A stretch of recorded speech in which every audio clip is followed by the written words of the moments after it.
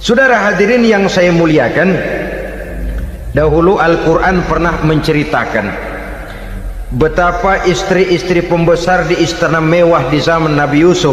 Kalau istilah sekarang nyonya-nyonya jet set, nyonya-nyonya VIP, betapa mereka mau memporak-porandakan keimanan seorang pemuda seperti halnya Nabi Yusuf alaihi salam. Dan Nabi Yusuf kemudian ternyata tidak mau jadi gigolo yang kerjanya hanya menyenangkan wanita-wanita jet set kelas VIP ini tadi.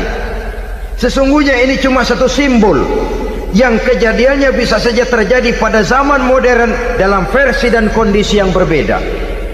Namun bagaimanapun juga wanita dengan peranannya sebagai social agent, sebagai penggerak masyarakat, sangat besar pengaruhnya dalam ikut mewarnai perkembangan suatu negara. Seorang suami perlu memberikan dorongan kalau istrinya aktif di bidang sosial, asal dengan catatan saja, fungsi sebagai istri, fungsi sebagai ibu jangan sampai terlantar karenanya.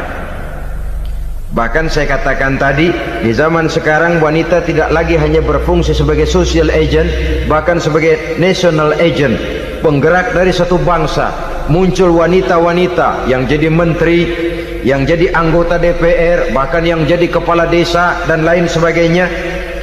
Secara umum memang ar-rijal qawwamuna 'alan nisa, laki-laki adalah pembimbing bagi kaum wanita karena kelebihan fisik biologis, kelebihan kemampuan intelektual dan lain sebagainya. Namun wanita pun boleh saja menjadi social agent sepanjang catatan yang saya sampaikan tadi. Jangan sampai melupakan kodrat kewanitaan, jangan sampai mengalahkan fungsi sebagai istri dari suaminya, sebagai ibu daripada anak-anaknya. Nah, kemudian fungsi yang keempat di bidang ilmu pengetahuan. Islam memberikan kesempatan yang sama kepada kaum wanita. Talabul ilmi faridatun ala kulli muslimin wa muslimatin. Menuntut ilmu itu wajib hukumnya bagi orang Islam, baik laki-laki maupun perempuan. Sampai dibentuk kalimat pengecuali khusus ini, muslimin wa muslimatin, bagi muslim laki-laki, bagi muslim perempuan.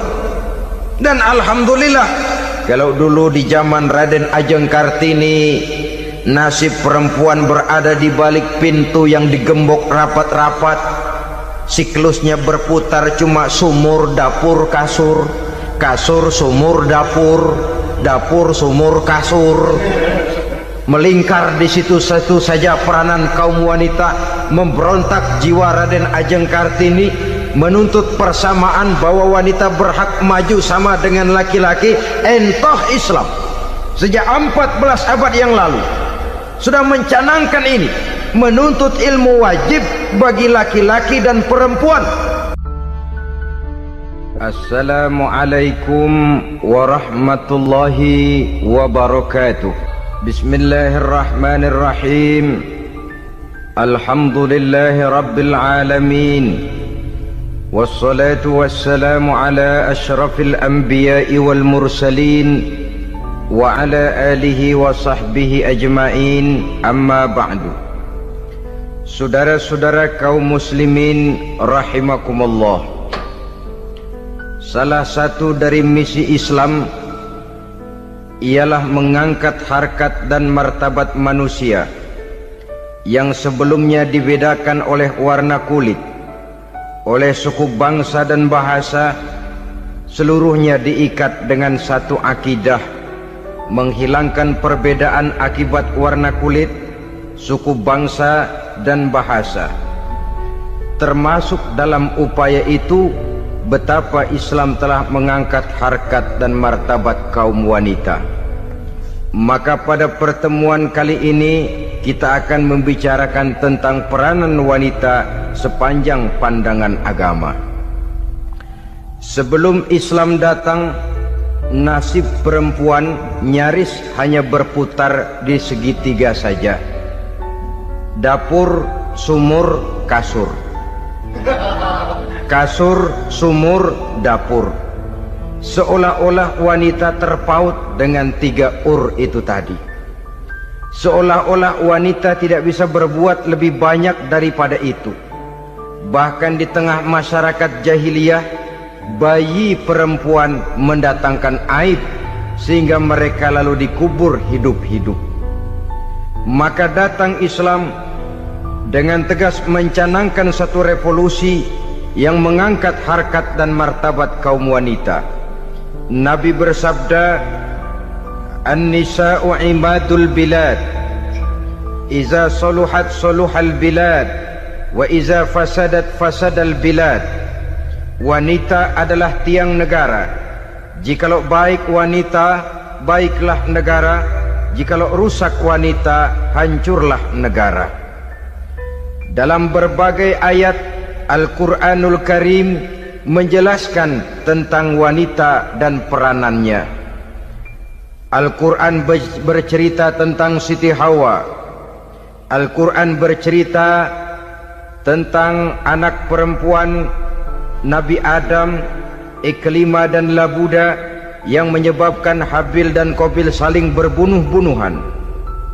Al-Quran menceritakan bagaimana ibunya Nabi Musa mendapat wahyu untuk menghanyutkan anaknya di hilir sungai Nil. Al-Quran bercerita tentang Siti Maryam, ibu daripada Nabi Isa. Al-Quran bercerita tentang dua putri Nabi Yusuf, yang akhirnya salah satunya menjadi istri daripada Nabi Musa. Pun Al-Quran bercerita tentang Ratu Balkis, seorang wanita yang menjadi penguasa di negeri Sabah, yang demikian besar pengaruhnya dan wawasannya. Dan banyak lagi Al-Quran menceritakan keadaan kaum wanita, sampai-sampai dalam Al-Quran ada satu surah yang dinamakan surah An-Nisa. Ini seluruhnya berarti bahwa Al-Quran telah menempatkan kaum wanita dalam satu posisi yang mulia dan terpuji. Al-Quran memberikan emansipasi, bahwa wanita berhak mengejar kemajuan sebagaimana halnya kaum laki-laki. Tetapi sungguh pun demikian, Al-Quran tetap memberikan batasan-batasan sepanjang emansipasi itu tidak bertentangan dengan kodrat kewanitaan itu sendiri. Kalau persamaan dan kemajuan, kalau emansipasi dan hak asasi sudah tidak sesuai lagi dengan kodrat kewanitaan, pada akhirnya bukan mengangkat harkat dan martabat kaum wanita, justru malah merendahkan derajat dan martabat kaum wanita itu sendiri. Seperti sebagian besar wanita ini, mereka berteriak menuntut tentang persamaan hak, tapi mereka melupa apa batasan daripada persamaan hak itu sendiri. Sesungguhnya Islam dengan segala konsepsinya yang mengangkat martabat kaum wanita itu, memberikan keleluasaan kepada kaum wanita untuk maju bersama laki-laki sepanjang tidak menginjak-injak kodrat kewanitaan itu sendiri. Kalau sudah sampai kepada menginjak kodrat kewanitaan, maka akan merendahkan martabat kaum wanita. Sebab apa?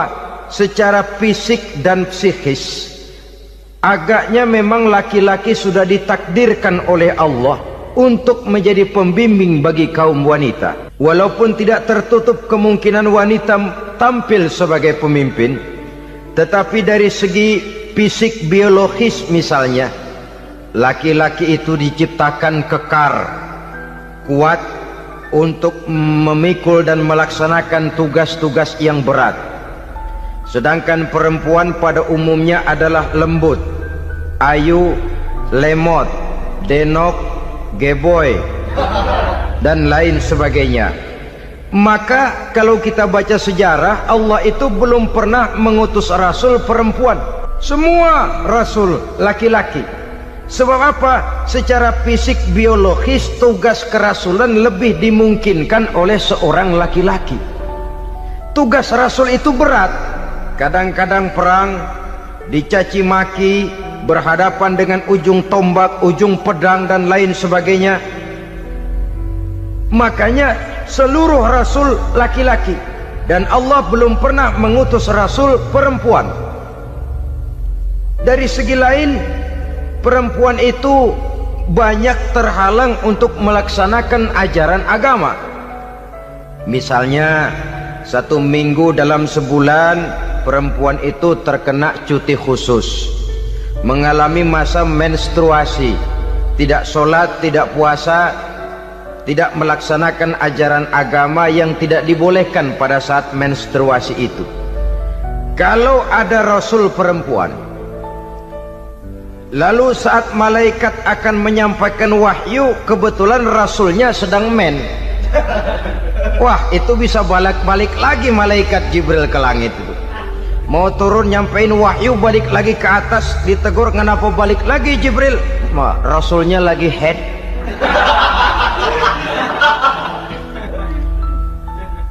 Atau pada saat agama dalam bahaya, agama dalam hinaan, agama dalam ancaman, rasulnya perempuan kebetulan sedang hamil besar. Apa lalu perang ditunda?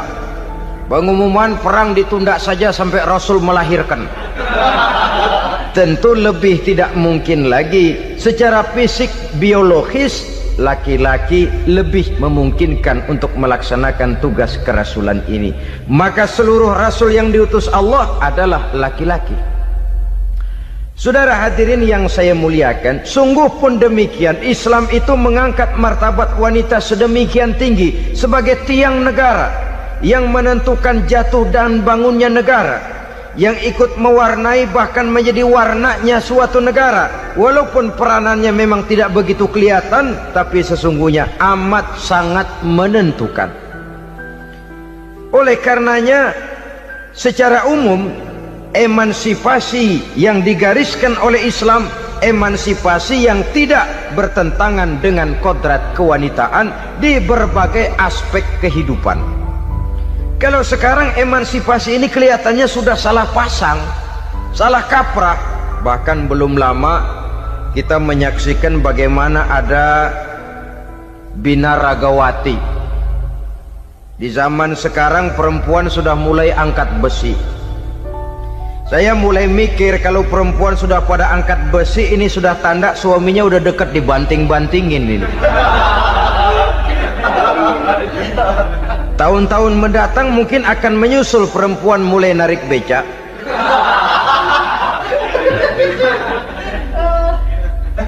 Nampaknya kan sudah tidak lagi mengindahkan kodratnya sebagai wanita. Ada olahraga yang hanya pantas dikerjakan oleh laki-laki. Oleh karena itu pada kesempatan ini kita akan mencoba melihat peranan wanita dari berbagai dimensinya. Yang pertama, peranan wanita sebagai istri. Adalah Rasul memilih istri pertamanya Sayyidatuna Khadijah radhiyallahu anha. Kalau pilihan utama beliau pertama kali nikah dengan Siti Khadijah, jelas itu pilihannya bukan karena kecantikan. Kenapa? Beliau nikahi Siti Khadijah dalam usia 40 tahun Khadijah dan 25 tahun Rasul. Statusnya janda pula. Kalau beliau seorang pemburu kembang, pemburu bunga, kenapa mesti nikah dengan janda berumur 40 tahun? Sedangkan beliau waktu itu masih berumur 25 tahun. Apa sasaran utamanya? Bisa kita lihat nanti. Setelah beliau diangkat menjadi Rasul, ternyata Khadijah lebih daripada seorang istri, beliau masuk ke dalam staf Nabi. Orang lain beliau belum beriman, beliau malah beriman lebih dahulu sebagai perempuan pertama yang masuk Islam. Orang lain memusuhi Nabi, beliau malah mengorbankan hartanya untuk membantu perjuangan Nabi. Istri setia semacam ini dengan peranannya sebagai istri yang sedemikian rupa memberikan andil yang sangat besar bagi kesuksesan dan keberhasilan seorang suami. Sebaliknya, seorang istri bisa mempengaruhi suaminya. Seorang suami yang jujur, polos, lugu, sederhana bisa jadi koruptor ulung kalau didorong-dorong oleh istrinya. Seorang istri Pak Lurah memang tidak ikut mengatur kelurahan, tapi dia bisa mewarnai suaminya. Seorang istri gubernur memang tidak ikut mengatur provinsi, tapi dia bisa mewarnai suaminya. Sepanjang warnanya positif, tentu sangat baik dan sangat diharapkan. Tetapi kalau warnanya negatif, kiamatlah akibatnya umat ini. Oleh sebab itu, peran pertama dari kaum wanita sesungguhnya adalah sebagai istri yang mendampingi suami untuk mengolah dan melaksanakan tugas-tugas besar. Dari seorang yang paling kecil sampai kepada seorang yang punya jabatan paling tinggi sekalipun, pengaruh dan peranan istri memang sangat menentukan. Saudara hadirin kaum muslimin rahimakumullah, itulah sebabnya Nabi menikah dengan Siti Khadijah. Dan lebih dari itu, sebelum menikah dengan Nabi, Siti Khadijah itu sudah terkenal sebagai pengusaha wanita, business girl kalau bahasa sekarang ini. Bahkan jaringan-jaringan bisnisnya tidak hanya Mekah saja, tidak hanya antar kota, bukan, bahkan sudah antar negara, dari Mekah ke Syam, dari Mekah ke Madinah dan lain sebagainya, yang bahkan kita tahu Rasul pada mulanya pun ikut membantu perdagangannya Siti Khadijah radhiyallahu anha ini. Jadi kalau bercermin dari karier Siti Khadijah, boleh saja wanita bergerak di bidang bisnis, asal memang profesi, bukan karena dengan senjata dan modal kecantikan lalu membujuk dan merayu orang sampai telap sehingga bisnisnya berjalan lancar dengan jalan menjual kecantikannya. Tidak, bergerak di bidang bisnis yang memang profesinya di situ. Tidak ada salahnya. Bisa saja perempuan menjadi bisnis girl seperti yang dicontohkan oleh Siti Khadijah radhiyallahu anha ini. Sebab itu, kontes-kontesan yang hanya bertitik kepada rupa yang ayu saja, rupa yang cantik saja, sesungguhnya bukan hanya tidak bermanfaat, tapi saya pikir juga sangat tidak mendidik. Yang mengajar anak-anak remaja putri kita untuk berlomba-lomba hidup dalam kepalsuan. Alis mata palsu, hidung pesek dimancungin, palsu, operasi plastik. Alis matanya dikerik, bikin yang palsu. Tai lalat lagi bikin yang palsu. Gincu bibir dimerahin, palsu. Seluruhnya hidup dalam kepalsuan. Akan lebih baik kalau kita ini misalnya mengadakan kontes yang menitik beratkan kepada ketinggian IQ, kecerdasan, kemampuan, skill, keahlian dan kemampuan. Tidak hanya dititik beratkan kepada rupa yang ayu dan cantik semata-mata. Sebab di samping manfaatnya diragukan, juga sangat tidak mendidik buat generasi yang akan datang. Terutama ibu-ibu, peran utama wanita sesungguhnya adalah sebagai istri mendampingi suami dalam melaksanakan tugas-tugas besar. Satu hari, serombongan ibu-ibu pernah datang menghadap Rasul mengajukan satu resolusi. Protes kalau bahasa kita sekarang. Ya Rasul, ada apa bu? Kalau laki-laki sih enak. Enak bagaimana? Iya, kalau orang laki-laki sholat, perempuan sholat. Laki-laki puasa, perempuan puasa. Laki-laki pergi haji, perempuan pergi haji. Laki-laki menuntut ilmu, perempuan bisa menuntut ilmu. Tapi kalau laki-laki pergi jihad, perang membela agama, kami perempuan tidak bisa ikut jihad perang di medan pertempuran. Padahal pahala jihad sangat besar dan kami ingin mendapat pahala jihad. Tidak adil kalau begini ya Rasul, izinkan kami pergi jihad. Ini perempuan di zaman Rasul, kalau ada kebaikan tidak bisa ikut, rasanya rugi bukan main, lalu protes. Apa jawab Rasul? Beliau senyum. Ibu-ibu jangan khawatir, walaupun ibu-ibu tidak maju ke medan perang, ada ibadah yang pahalanya sama dengan pahala jihad itu. Apa ya Rasul? Beliau menjawab, jihadukunna fi baitikunna. Jihadnya ibu-ibu, jihadnya kaum wanita adalah di rumah tangganya sebagai istri. Memasak makanan suaminya, mencuci pakaian istrinya, mengasuh, merawat dan membesarkan anak-anaknya, itu seluruhnya bagian daripada ibadah yang pahalanya tidak kurang dengan pahala jihad. Kenapa? Al-Quran itu memberikan sesuatu sesuai dengan kedudukannya. Kalau perempuan pergi perang jihad membela agama, musuhnya laki semua, kayak apa perangnya? Itu musuhnya bisa nggak mau pakai pedang, perangnya udah gulat aja udah. Sehingga Rasul lalu memberikan satu jalan keluar yang membuat wanita-wanita itu lega. Jihadukunna fi baitikunna. Ibu-ibu sih tidak usah khawatir, jihad ibu adalah di rumah tangga ibu-ibu semua. Sejak bangun tidur sampai tidur kembali, nyaris kaum ibu itu 24 jam pekerjaannya. Sebagai istri, dia melaksanakan jihad di rumah tangganya. Peranan wanita yang pertama adalah sebagai istri, yang walaupun tidak kelihatan dan menonjol seperti halnya laki-laki, tapi sangat mewarnai, bahkan menjadi warna dari tugas apapun yang dihadapi oleh suaminya. Dulu ada seorang orator, kalau pidato hebat bukan main. Kalau dia bernada gembira, semua orang senyum. Kalau dia bercerita tentang sesuatu yang sedih, satu masjid orang nangis. Orang tanya kepadanya, "Pak, bisa pidato begitu hebat, siapa yang bikin?" "Ya saya sendiri." Istrinya dari belakang bilang, "Tidak, yang bikin pidatonya hebat saya." Kata suaminya, "Mana bisa, saya." Kata istrinya.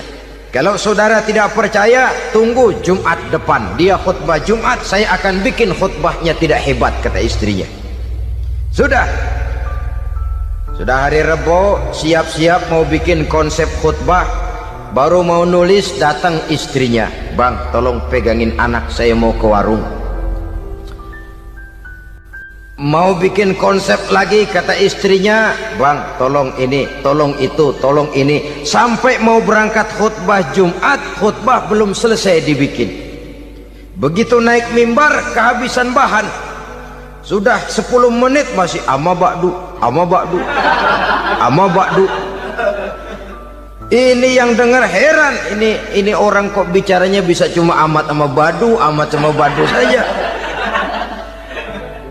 Di situ kelihatan saudara-saudara betapa peran serta istri yang walaupun tidak kelihatan oleh pandangan mata yang zahir, tapi teramat sangat menentukan. Sekali lagi, tidak ada seorang suami bisa sukses jadi apapun dia tanpa peran serta istrinya di rumah. Tidak ada kemajuan yang bisa diperoleh kalau tidak karena peran serta istrinya di rumah. Tidak ada kesuksesan yang bisa diraih tanpa keikutsertaan daripada istrinya di rumah. Walaupun suaminya yang dikenal orang, suaminya yang dipuji orang, suaminya yang disanjung orang, bagian besar tetaplah saham dan andil daripada istrinya yang di rumah itu. Ini makna an-nisa imadul bilad. Wanita adalah tiang negara. Jikalau baik wanita, baik negara. Jikalau rusak wanita, hancur negara. Karena wanita, negeri Salba menjadi terkenal tentram, aman, wawasan politiknya luas. Seorang semacam Cleopatra bisa menaklukkan Julius Caesar. Dan begitu selanjutnya. Banyak cerita-cerita betapa wanita yang berperan di belakang layar ini bahkan bisa menggoyangkan negara. Bahkan yang paling dekat saja contoh dengan kita, Senator Gary Hart. Saudara masih dengar tentu itu. Betapa harus terpaksa mengundurkan diri dari pencalonan presiden Amerika karena kasusnya dengan Donna Rice itu, dengan hostess itu. Betapa di sini seorang perempuan atau seorang wanita sanggup membongkar seseorang yang punya masa depan ceria untuk menuju kursi kepresidenan dari suatu negara adidaya seperti Amerika, bisa gagal berantakan karena skandalnya itu. Apa penyebabnya? Wanita. Tapi wanita juga bisa menyebabkan menjadi cambuk majunya laki-laki. Wanita juga bisa menghancurkan dan mengubur laki-laki. Saudara hadirin yang saya muliakan, ia memang kelihatannya makhluk yang lemah, tapi di balik kelemahannya itu sesungguhnya dia bisa menelan laki-laki yang bagaimanapun besarnya. Saudara-saudara kaum muslimin rahimakumullah, terutama ibu-ibu yang saya hormati, jadi peranan yang pertama wanita sebagai seorang istri. Yang kedua, wanita sebagai ibu. Ini juga sangat besar pengaruhnya dalam membentuk generasi masa yang akan datang. Bapak, oleh karena kesibukan tugasnya, tentu lebih banyak di luar rumah. Yang nyaris 24 jam di rumah itu ibu. Bagaimana dia merawat anaknya, bagaimana dia menaruh perhatian terhadap anaknya, bagaimana ia melimpahkan kasih sayang kepada anak-anaknya, akan membentuk kepribadian anak dan artinya membentuk generasi yang akan datang. Kalau seorang ibu sudah cuek-cuek saja kepada anaknya, padahal Quran mengatakan al-jannatu tahta aqdamil ummahat, surga di bawah telapak kaki ibu. Hadis ini bisa kita artikan macam-macam. Pertama, anak tidak akan mendapat kebahagiaan tanpa ridho daripada ibunya. Kedua, ibu adalah wanita agung yang harus ditaati.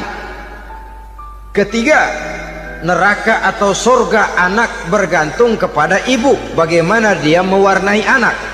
Kalau ibunya cuek-cuek saja sama anaknya, dan sering jadi contoh klasik, kalau anak ayamnya beduk maghrib belum pulang, satu RT dicariin, hansip diundang, kalau perlu dan ramil dilaporin.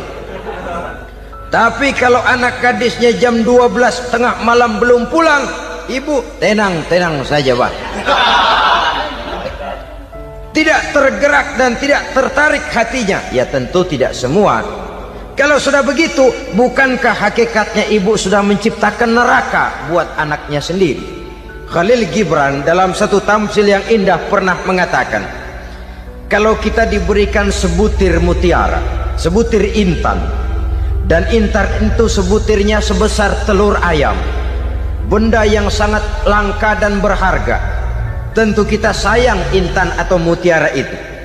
Kita jaga baik-baik, kita simpan dalam kotak, kotaknya kita kunci, kotak itu kita simpan di dalam lemari, lemarinya kita kunci lagi, lemarinya ada di dalam kamar, kamarnya pakai pintu, pintunya kita kunci lagi, kamar itu ada dalam rumah, rumahnya pakai pintu, dikunci lagi, kemudian rumahnya pakai pintu gerbang besar, gerbangnya juga digembok lagi. Untuk menjaga intan itu jangan sampai hilang, begitu usaha kita berlapis-lapis. Dan intan itu sudah diberikan kepada kita, kata Khalil Gibran. Apa dia? Anak-anak yang diamanahkan Allah kepada kita. Itu intan-intan mahal, itu mutiara-mutiara pilihan yang dititipkan dan diamanahkan untuk kita jaga sebaik-baiknya. Haruskah dia sia-sia di tangan kita? Haruskah dia merana jatuh di tangan ibu yang tidak punya tanggung jawab? Saudara hadirin yang saya muliakan, oleh karenanya peranan sebagai ibu ini sangat menentukan bagi pembentukan generasi yang akan datang. Salah ibu mengarahkan anak, akan lahir generasi mendatang yang tidak kita harapkan. Sehingga Nabi bersabda, kullu mauludin yuladu 'alal fitrah fa abawaihi yuhawwidanihi aw yunassiranihi aw yumajjisanihi. Setiap bayi dilahirkan dalam keadaan suci, setiap bayi dilahirkan dalam keadaan bersih, tidak punya dosa. Islam tidak mengenal dosa warisan. Semua saja bayi lahir dalam keadaan suci dan bersih. Kalau demikian lalu bagaimana? Kata Nabi, ibu bapaknya lah yang kelak akan menjadikan anak itu sebagai Yahudi, yang kelak menjadikan itu anak itu sebagai Nasrani, atau menjadikan anak itu sebagai Majusi. Ibu bapaknya yang mewarnai anak. Ibaratnya anak itu kertas putih, mau ditulis tinta hijau warnanya hijau, mau ditulis tinta merah warnanya merah, mau ditulis tinta hitam pun warnanya hitam. Oleh karena itu pembentukan anak yang soleh secara mental sesungguhnya sudah diwarnai oleh kebiasaan ibu bapak dalam pergaulan di rumah tangganya secara mental. Sehingga dengan demikian saudara-saudara, salah kaprah ibu dalam mengarahkan anak-anaknya akan melahirkan generasi penerus yang sungguh-sungguh tidak kita harapkan, dan pada gilirannya akan membahayakan perkembangan bangsa dan negara, membahayakan kita sebagai suatu umat. Apalagi sekarang ini masih banyak orang-orang muslim, orang-orang tua muslim yang kadang-kadang menyekolahkan anaknya di sekolah yang membahayakan akidahnya, mematikan imannya, menghancurkan tauhidnya. Pokoknya asal bonafid keluar sekolah ada jaminan lapangan kerja, perkara anak mau kafir mau murtad bukan urusan. Alangkah ironi dan sangat menyedihkan. Saudara-saudara yang saya hormati, jadi dari segi kaum wanita peranan ibu sangat besar. Dari segi anak, ketaatan kepada ibu, doa restu ibu akan membawa kepada kebahagiaan hidup. Doa ibu mustajabah, kutukan ibu manjur. Beberapa hikayat dan riwayat menjadi contoh dan tamsil buat kita betapa tidak ada satu kebahagiaan di dunia ini yang bisa ditegakkan tanpa doa restu daripada ibu. Pantas kalau dalam Al-Quran ada ummul kitab, ibunya atau induknya kitab. Tiap negara punya ibu kota, bapak kota tidak ada. Lalu lagi wawasan Nusantara disebut ibu pertiwi, bapak pertiwi kemana tahu. Saudara hadirin yang saya muliakan, lalu dalam peringatan hari-hari besar nasional ada yang namanya Hari Ibu. Hari bapak nggak pernah diperingati.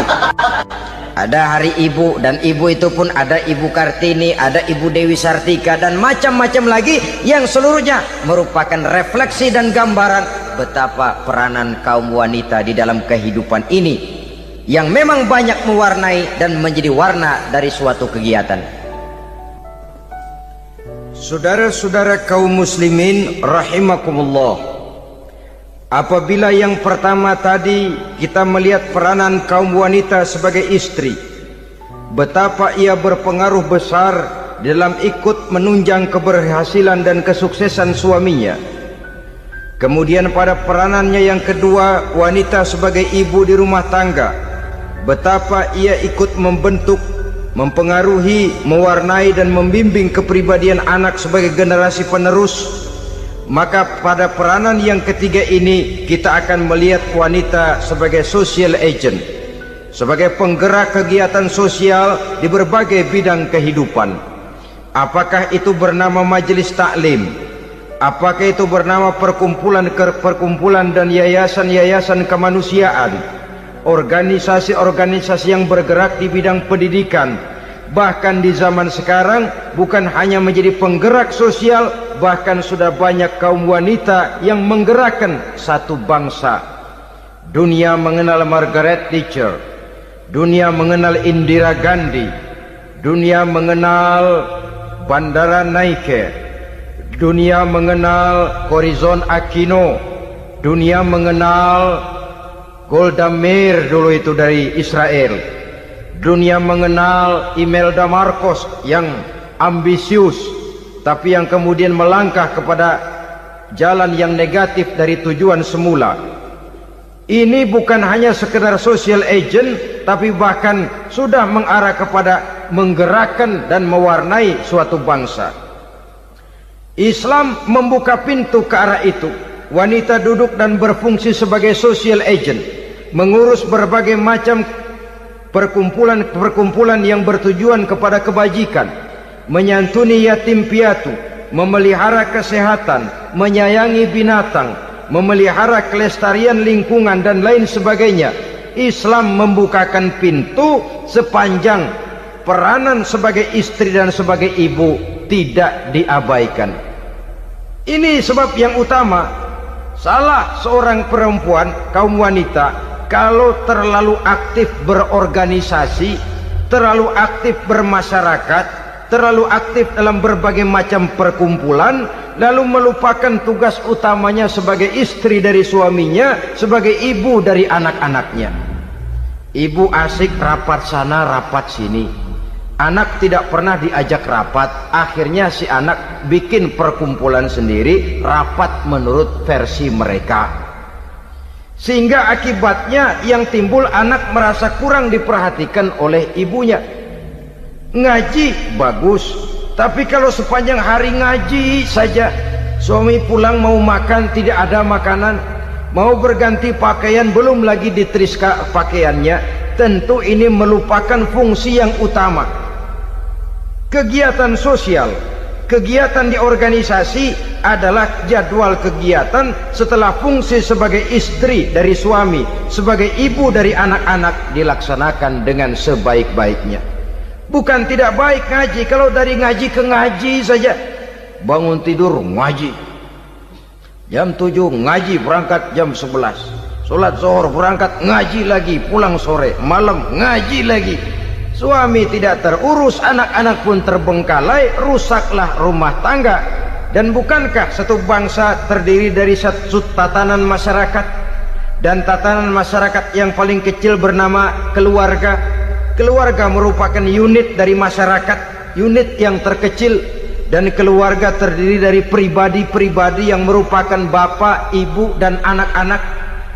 Sehingga masyarakat bangsa yang baik terdiri dari masyarakat yang baik, masyarakat yang baik tersusun dari keluarga-keluarga yang baik, dan keluarga yang baik akan muncul dari pribadi dan individu yang baik. Pribadi dan individu yang baik yang sadar mana kewajiban yang primer, mana kewajiban yang sekunder. Sebagai social agent, dia lalu mawas diri dengan tetap mempertimbangkan kodrat kewanitaannya itu tadi. Saya ikut prihatin kalau ada perempuan main sepak bola, dan saya yakin betul kalau perempuan main sepak bola, yang nonton pasti bukan nonton bola. Ya mungkin bola juga, tapi bola yang mana? Itu wallahu a'lam. Boy, ya dicari olahraga yang sesuai dengan kodrat kewanitaan begitu. Dicarilah olahraga yang sesuai dengan kodrat kewanitaan.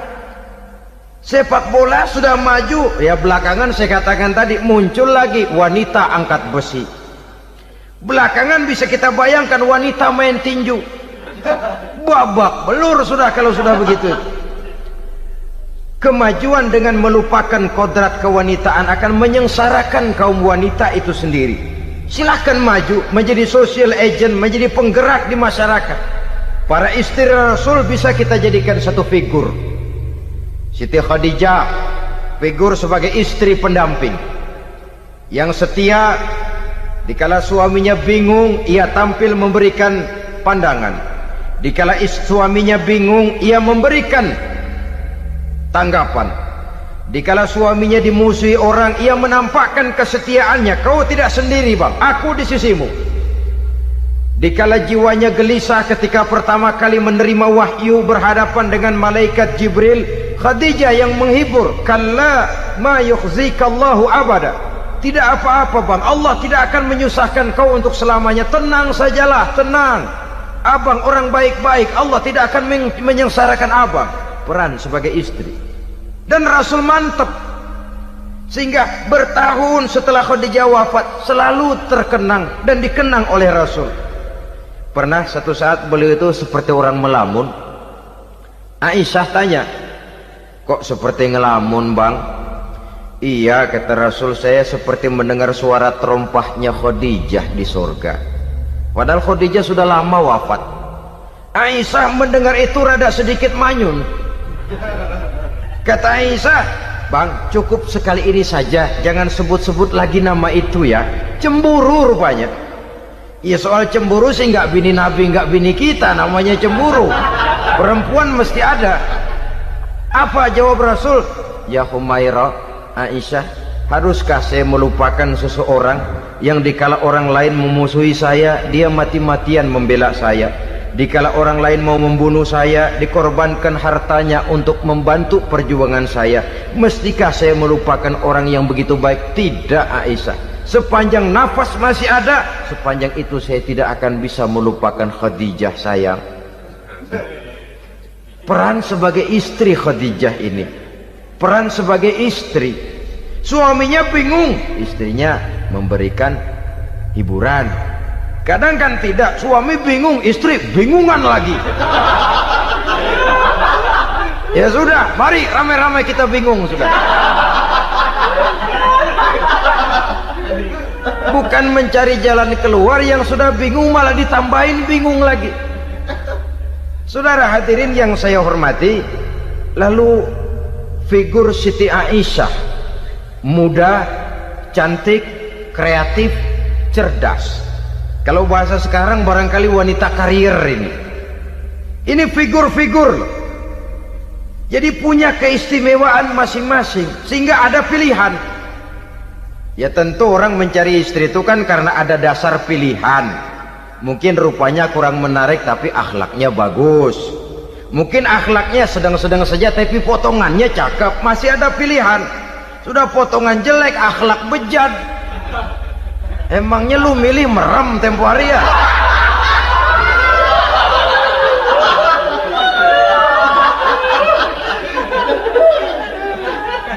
Sudah nggak ada pilihan apa-apa. Lalu ada istri yang punya keistimewaan karena sifatnya yang sabar, ada yang wataknya itu pemurah, ada yang sifatnya itu belas kasih. Pendeknya, dari istri-istri Rasul kita bisa menemukan figur-figur wanita teladan. Sehingga keliru kalau kaum orientalis barat mengatakan Rasulullah itu katanya sesungguhnya adalah seorang seks mania, istrinya banyak. Oh, ini memang bajingan ini orientalis ini. Kalau Rasulullah itu seorang seks mania, tentu yang dinikahinya itu pertama jelas gadis semua, yang kedua tentu cantik-cantik semua. Dari istri-istri beliau yang dikawininya dalam keadaan gadis cuma Siti Aisyah. Selebihnya janda. Apa pertimbangannya? Menyantuni yatim-yatimnya, mengayomi janda-janda yang ditinggal suaminya gugur di medan perang, untuk memperkuat keimanannya. Itu pilihan utama Rasul. Kita sekarang ini ya ngakunya sih ikut sunnah Rasul, cuma sunnahnya urusan kawin melulu. Ada duit sedikit, kawin maning, kawin maning. Ditanya orang kenapa kawin melulu, sih mas sunnah Rasul. Bukan main. Kalau sudah urusan kawin pahlawan betul sunnah Rasul. Padahal kawin lagi dalam Islam itu sungguh pun boleh, tapi tidak diperintah. Tidak diperintah, memang cuma boleh. Itu kalau dalam pesawat itu cuma semacam emergency exit lah ya, yang tidak boleh sembarang waktu bisa dibuka. Kalau memang sanggup berlaku adil, tafadhol. Kalau tidak, satu juga nggak habis. Lagian saya kira perempuan itu kan cuma perbedaan rupa saja, perbedaan selera saja. Seperti singkong dengan sate, bedanya kan cuma di tenggorokan. Kalau sudah masuk ke perut, kenyangnya kan sama. Perempuan cuma berbeda dalam selera, rasanya barangkali ya, barangkali.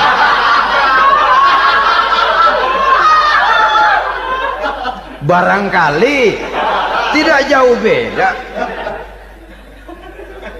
Saudara hadirinlah, Islam ini mengatur lewat pintu yang dinamakan nikah itu tadi, sehingga dengan demikian bisa dinikmati secara tenang, tentram. Tidak usah manusia ya, kucing saja. Coba lihat kucing. Kalau ikan dia boleh nyolong, kucing itu boleh curi, makannya nggak tenang kucing. Coba lihat ini. Asal dia nyolong ikan, makannya juga mindik-mindik. Matanya nengok kiri, nengok kanan. Ada sedikit gerusak, kabur.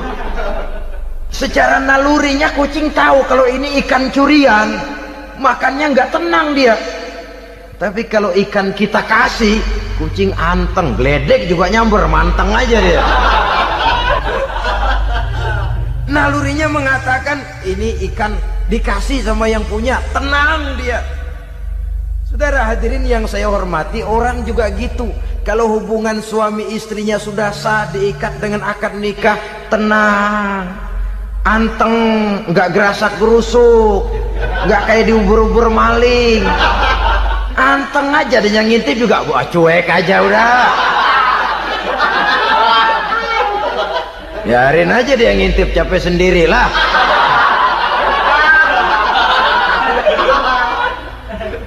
Tapi kalau nyuri-nyuri, coba lihat dah. Mana di kebun banyak nyamuk, Hansip mukul tiang listrik, dia yang bingung. Islam ini sesungguhnya memudahkan jalan, saudara-saudara. Jadi sebagai social agent, wanita bisa berperan untuk itu. Apalagi untuk hal-hal yang menyangkut wawasan kemanusiaan, di mana kaum wanita karena emosinya lebih tinggi daripada kaum laki-laki, dia sangat peka terhadap masalah-masalah yang menyangkut kemanusiaan. Hatinya mudah tergugah, perasaannya cepat terenyuh, dengan penderitaan dia cepat tergugah. Dia bisa menjadi social agent tanpa harus melupakan fungsi utama sebagai istri dan sebagai ibu dari anak-anaknya, sebagai istri dari suaminya. Saudara hadirin yang saya muliakan, dahulu Al-Quran pernah menceritakan betapa istri-istri pembesar di istana mewah di zaman Nabi Yusuf. Kalau istilah sekarang nyonya-nyonya jet set, nyonya-nyonya VIP, betapa mereka mau memporak-porandakan keimanan seorang pemuda seperti halnya Nabi Yusuf alaihi salam. Dan Nabi Yusuf kemudian ternyata tidak mau jadi gigolo yang kerjanya hanya menyenangkan wanita-wanita jet set kelas VIP ini tadi. Sesungguhnya ini cuma satu simbol yang kejadiannya bisa saja terjadi pada zaman modern dalam versi dan kondisi yang berbeda. Namun bagaimanapun juga, wanita dengan peranannya sebagai social agent, sebagai penggerak masyarakat, sangat besar pengaruhnya dalam ikut mewarnai perkembangan suatu negara. Seorang suami perlu memberikan dorongan kalau istrinya aktif di bidang sosial, asal dengan catatan saja, fungsi sebagai istri, fungsi sebagai ibu jangan sampai terlantar karenanya. Bahkan saya katakan tadi, di zaman sekarang wanita tidak lagi hanya berfungsi sebagai social agent, bahkan sebagai national agent, penggerak dari satu bangsa. Muncul wanita-wanita yang jadi menteri, yang jadi anggota DPR, bahkan yang jadi kepala desa dan lain sebagainya. Secara umum memang ar-rijal qawwamuna 'alan nisa. Laki-laki adalah pembimbing bagi kaum wanita karena kelebihan fisik biologis, kelebihan kemampuan intelektual dan lain sebagainya. Namun wanita pun boleh saja menjadi social agent sepanjang catatan yang saya sampaikan tadi. Jangan sampai melupakan kodrat kewanitaan, jangan sampai mengalahkan fungsi sebagai istri dari suaminya, sebagai ibu daripada anak-anaknya. Nah, kemudian fungsi yang keempat di bidang ilmu pengetahuan. Islam memberikan kesempatan yang sama kepada kaum wanita. Thalabul ilmi faridatun ala kulli muslimin wa muslimatin. Menuntut ilmu itu wajib hukumnya bagi orang Islam, baik laki-laki maupun perempuan. Sampai dibentuk kalimat pengecuali khusus ini, muslimin wa muslimatin, bagi muslim laki-laki, bagi muslim perempuan. Dan alhamdulillah, kalau dulu di zaman Raden Ajeng Kartini, nasib perempuan berada di balik pintu yang digembok rapat-rapat, siklusnya berputar cuma sumur, dapur, kasur, kasur, sumur, dapur, dapur, sumur, kasur. Melingkar di situ saja peranan kaum wanita. Memberontak jiwa Raden Ajeng Kartini, menuntut persamaan bahwa wanita berhak maju sama dengan laki-laki. Entah Islam sejak 14 abad yang lalu sudah mencanangkan ini. Menuntut ilmu wajib bagi laki-laki dan perempuan beragama Islam. Orang Islam baik dia laki-laki, baik dia perempuan, wajib menuntut ilmu. Ilmu dalam artian umum, tidak hanya sekedar fikih tauhidnya, ya di bidang kedokteran, di bidang teknik, di bidang hukum dan lain sebagainya. Ini yang perlu dibanggakan. Kalau perlu, ini yang perlu diadakan kontes IQ, wanita yang paling berprestasi di bidang ilmiah, wanita yang punya prestasi di bidang menjaga kelestarian lingkungan hidup, wanita yang punya prestasi menggerakkan sosial, menyantuni yatim piatu, memelihara kesehatan. Adakan kontes macam itu untuk mendorong.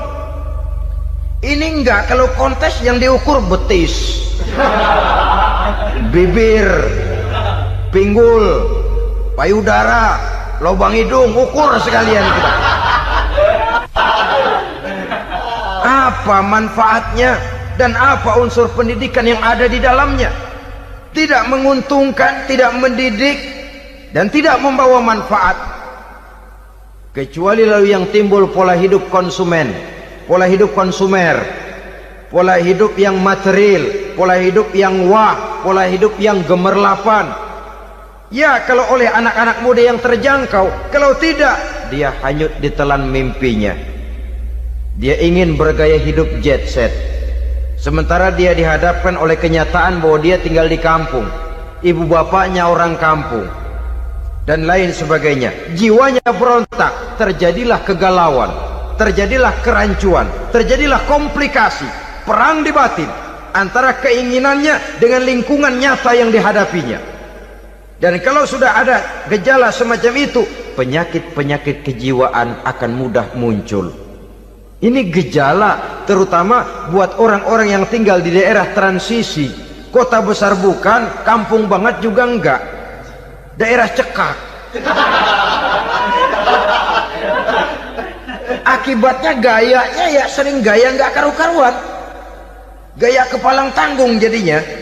Saudara hadirin yang saya muliakan, akhirnya apa? Santri tapi lagunya kayak koboi, koboi tapi sesungguhnya santri. Saudara hadirin yang saya hormati, dengan demikian maka di bidang ilmu pengetahuan wanita mempunyai peranan yang sangat besar. Dia bisa tampil dengan karya-karya ilmiahnya yang membawa manfaat bagi perkembangan agama, bangsa dan negaranya. Majulah kaum wanita dengan ilmu pengetahuan, tuntutlah ilmu seluas-luasnya. Kita hidup di satu negara yang merdeka, kita beragama yang memberikan satu keyakinan bahwa menuntut ilmu merupakan kewajiban, bahwa peranan wanita tidak hanya di belakang dapur, lain sebagainya, yang seluruhnya terpantul dari dinamika kehidupan kaum wanita. Saudara-saudara kaum muslimin rahimakumullah. Kemudian yang kelima, peranan wanita dalam bidang agama. Kita bersyukur sekarang ini gejalanya dimanapun pengajian, biasanya lebih ramai pengajian ibu-ibu dari bapak-bapak. Peringatan hari-hari besar keagamaan, biasanya lebih ramai ibu-ibu daripada bapak-bapak. Pengajian ibu lebih ramai, padahal kalau bicara sibuk, lebih sibuk ibu daripada bapak misalnya. Kalau sudah pengajian bapak-bapak, biasanya pengajiannya ramai cuma 3 giliran itu: pembukaan, maulid, penutupan. Kalau sudah yang rutin pengajian tiap minggu, 3 pojok yang ngaji, yang atuh nguap, yang atuh pules, yang atuh ngiler. Saudara hadirin yang saya muliakan, ada badan kontak majelis taklim yang merupakan wadah daripada kegiatan ibu-ibu. Ada Ittihadul Muballighat, Persatuan Muballighat, ada Persatuan Para Asatizah, dan macam-macam lagi peranan ibu-ibu di dalam kehidupan beragama. Tapi sesungguhnya harus dimulai dari bagaimana si ibu mewariskan jiwa agama kepada anak-anaknya di rumah tangganya. Kalau itu gagal, dia mau melangkah ke masyarakat, dia sudah gagal sejak awal sesungguhnya. Keberhasilannya dia menata masyarakat akan mengakibatkan dia nanti bernasib seperti Nabi Nuh. Berhasil mengajak beberapa orang kafir mengikuti ajarannya, tapi gagal mengislamkan putranya sendiri Kan'an. Bukan tidak berusaha, tapi memang Allah sudah menghendakinya sedemikian untuk menjadi contoh buat kita semua. Yang penting orang tua berusaha dan berikhtiar. Kalau sudah berusaha dan berikhtiar, anak ternyata memang sulit diurus, barangkali memang fotokopinya Kan'an tuh anak. Ya orang tua kalau sudah berusaha, ya tawakallah. Jangan belum berusaha lalu berkata, jangan anak kita, anak Nabi aja ada yang bengal. Ngajar tidak mau, mengajar anak tidak mau, mendidik anak tidak mau, lalu mencontoh Nabi, salah kaprah namanya. Kaum wanita bisa berperan di dalam agama. Ketika Rasul hijrah, itu kan beliau tidak langsung ke Madinah. Dari Mekah itu beliau mengambil jalan arah ke kiri menuju Gua Sur. Ini dalam strategi militer punya makna sendiri. Jenderal yang ulung, ahli strategi militer ini. Di Gua Sur sana beliau tinggal 2 hari 3 malam. Siapa yang membawa makanan ke Gua Sur? Siapa yang menjadi kurir untuk mengintai kegiatan-kegiatan Quraisy setelah Nabi berangkat hijrah? Asma, putri Abu Bakar Siddiq radhiyallahu anhu. Jadi kurir, jadi spion, membawa makanan untuk Rasul dan ayahnya di Gua Sur. Ini peranan wanita. Di tengah bahaya, di tengah keadaan posisi terjepit, Rasul di dalam gua, diamatinya keadaan Quraisy, dilaporkannya kepada Rasul. Jasa seorang wanita bernama Asma, putri dari Abu Bakar Siddiq radhiyallahu anhu.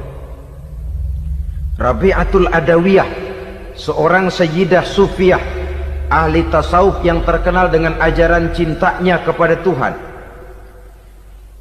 Dia bisa menjadi tokoh wanita dalam gerakan sufi oleh karena kegiatannya di bidang agama dalam arti mujahadahnya kepada Allah Subhanahu wa taala. Dia korbankan bagian besar daripada hidupnya untuk mengabdi kepada Allah. Setelah suaminya meninggal, seumur hidup dia tidak pernah nikah lagi. Bukan tidak cantik, cantik. Bukan tidak ada yang mau, banyak yang meminang. Bahkan diantaranya termasuk Sufyan Tsauri, seorang tokoh juga, pernah mencoba meminang beliau. Kata Sufyan, Rabi'ah, bagaimana? Kamu kan janda? Iya. Lalu, lah saya kan duda. Jadi bagaimana? Daripada kita masing-masing sendiri-sendiri kan lebih baik kita join. Maksud kamu apa? Saya mau meminang kamu. Boleh? Tapi mas kawinnya saya minta engkau jawab 4 pertanyaan saya. Kalau bisa, diri saya seutuhnya saya berikan kepada kamu. Kalau tidak, tidak usah saja. In ajabtani fi 4 masail fa ana laka. Kalau engkau sanggup menjawab 4 pertanyaan saya, seluruh diri saya bulat-bulat saya serahkan kepada kamu. Yang pertama, Sufyan, semua orang kan bakalan mati. Iya. Ya soal mati sih sama, mati. Cuma hakikat mati kan lain-lain. Ada yang matinya itu husnul khatimah, mati baik di akhirnya. Lagi ngaji, mati. Lagi baca Quran, mati. Lagi sholat, mati. Lagi dengar ceramah, mati. Lagi sodakoh, mati. Itu mati-mati yang su'ul khatimah. Ada yang mati itu mati yang husnul khatimah, maksud saya. Ada mati itu yang disebut su'ul khatimah, jelek di penghujungnya. Lagi nyekek botol, mampus. Lagi banting kartu, plak plak, habis. Lagi makan riba, mati. Lagi zina, mati. Lagi nipu, mati. Kira-kira kalau saya nanti mati, su'ul khatimah apa husnul khatimah? Loh, saya nggak tahu, kamu mati saja belum. Tidak bisa kamu jawab, tidak bisa. Yang kedua, setelah mati kita masuk ke alam kubur. Di kubur kita akan dapat nikmat kubur atau azab kubur. Hari itu kira-kira saya dapat nikmat apa dapat azab? Saya tidak tahu. Di padang mahsyar setelah ditimbang kita dapat kitab di tangan kanan kalau baik, di tangan kiri atau dari belakang kalau jahat. Hari itu saya dapat kitab di tangan kiri apa tangan kanan? Saya enggak tahu. Yang keempat, orang akan lewat di atas sirat. Yang selamat sampai surga, yang celaka sampai ke neraka. Kira-kira saya yang selamat apa yang celaka? Wah, kata Sofyan, gua nggak tahu, udah butak dah lempangan itu deh. Kalau kau tidak tahu Sofyan, tidak bisa jawab 4 pertanyaan ini, maaf saja, lamaranmu saya tolak dan saya tidak akan nikah. Ini yang saya khawatir. Maka dia terkenal sebagai Sayyidah Sufiyah, tokoh wanita dalam dunia sufi. Dan artinya wanita bisa berperan banyak dalam bidang agama, sebagai pengasuh majelis taklim, sebagai pengasuh yatim piatu, sebagai gerakan-gerakan keagamaan yang positif dan lain sebagainya. Ini dimungkinkan karena Islam menunjang harkat dan martabat kaum wanita. Maka majulah kaum wanita Islam Indonesia dengan tetap menjaga kodrat kewanitaannya. Salah satu dari misi Islam ialah mengangkat harkat dan martabat manusia yang sebelumnya dibedakan oleh warna kulit, oleh suku bangsa dan bahasa. Seluruhnya diikat dengan satu akidah, menghilangkan perbedaan akibat warna kulit, suku bangsa dan bahasa. Termasuk dalam upaya itu betapa Islam telah mengangkat harkat dan martabat kaum wanita. Maka pada pertemuan kali ini kita akan membicarakan tentang peranan wanita sepanjang pandangan agama. Sebelum Islam datang, nasib perempuan nyaris hanya berputar di segitiga saja. Dapur, sumur, kasur. Kasur, sumur, dapur. Seolah-olah wanita terpaut dengan 3 itu tadi. Seolah-olah wanita tidak bisa berbuat lebih banyak daripada itu. Bahkan di tengah masyarakat jahiliyah, bayi perempuan mendatangkan aib sehingga mereka lalu dikubur hidup-hidup. Maka datang Islam dengan tegas mencanangkan satu revolusi yang mengangkat harkat dan martabat kaum wanita. Nabi bersabda, "An-nisa'u imadul bilad, iza saluhat saluhal bilad, wa iza fasadat fasadal bilad." Wanita adalah tiang negara. Jikalau baik wanita, baiklah negara. Jikalau rusak wanita, hancurlah negara. Dalam berbagai ayat, Al-Quranul Karim menjelaskan tentang wanita dan peranannya. Al-Quran bercerita tentang Siti Hawa. Al-Quran bercerita tentang anak perempuan Nabi Adam, Iklimah dan Labuda yang menyebabkan Habil dan Qabil saling berbunuh-bunuhan. Al-Quran menceritakan bagaimana ibunya Nabi Musa mendapat wahyu untuk menghanyutkan anaknya di hilir sungai Nil. Al-Quran bercerita tentang Siti Maryam, ibu daripada Nabi Isa. Al-Quran bercerita tentang 2 putri Nabi Yusuf, yang akhirnya salah satunya menjadi istri daripada Nabi Musa. Pun Al-Quran bercerita tentang Ratu Balkis, seorang wanita yang menjadi penguasa di negeri Sabah, yang demikian besar pengaruhnya dan wawasannya. Dan banyak lagi Al-Quran menceritakan keadaan kaum wanita, sampai-sampai dalam Al-Quran ada satu surah yang dinamakan surah An-Nisa. Ini seluruhnya berarti bahwa Al-Quran telah menempatkan kaum wanita dalam satu posisi yang mulia dan terpuji. Al-Quran memberikan emansipasi, bahwa wanita berhak mengejar kemajuan sebagaimana halnya kaum laki-laki. Tetapi sungguh pun demikian, Al-Quran tetap memberikan batasan-batasan sepanjang emansipasi itu tidak bertentangan dengan kodrat kewanitaan itu sendiri. Kalau persamaan dan kemajuan, kalau emansipasi dan hak asasi sudah tidak sesuai lagi dengan kodrat kewanitaan, pada akhirnya bukan mengangkat harkat dan martabat kaum wanita, justru malah merendahkan derajat dan martabat kaum wanita itu sendiri. Seperti sebagian besar wanita ini, mereka berteriak menuntut tentang persamaan hak, tapi mereka melupa apa batasan daripada persamaan hak itu sendiri.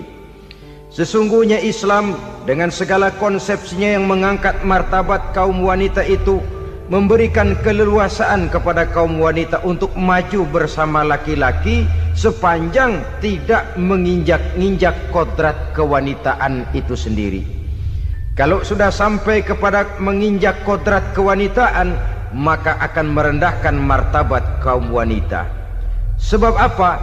Secara fisik dan psikis, agaknya memang laki-laki sudah ditakdirkan oleh Allah untuk menjadi pembimbing bagi kaum wanita. Walaupun tidak tertutup kemungkinan wanita tampil sebagai pemimpin, tetapi dari segi fisik biologis misalnya, laki-laki itu diciptakan kekar, kuat untuk memikul dan melaksanakan tugas-tugas yang berat. Sedangkan perempuan pada umumnya adalah lembut, ayu, lemot, denok, geboy, dan lain sebagainya. Maka kalau kita baca sejarah, Allah itu belum pernah mengutus rasul perempuan. Semua rasul laki-laki. Sebab apa? Secara fisik biologis tugas kerasulan lebih dimungkinkan oleh seorang laki-laki. Tugas rasul itu berat. Kadang-kadang perang, dicaci maki, berhadapan dengan ujung tombak, ujung pedang dan lain sebagainya. Makanya seluruh rasul laki-laki, dan Allah belum pernah mengutus rasul perempuan. Dari segi lain, perempuan itu banyak terhalang untuk melaksanakan ajaran agama. Misalnya 1 minggu dalam sebulan perempuan itu terkena cuti khusus, mengalami masa menstruasi, tidak sholat, tidak puasa, tidak melaksanakan ajaran agama yang tidak dibolehkan pada saat menstruasi itu. Kalau ada rasul perempuan, lalu saat malaikat akan menyampaikan wahyu, kebetulan rasulnya sedang wah, itu bisa balik-balik lagi malaikat Jibril ke langit itu. Mau turun nyampein wahyu, balik lagi ke atas, ditegur, kenapa balik lagi Jibril? Rasulnya lagi head.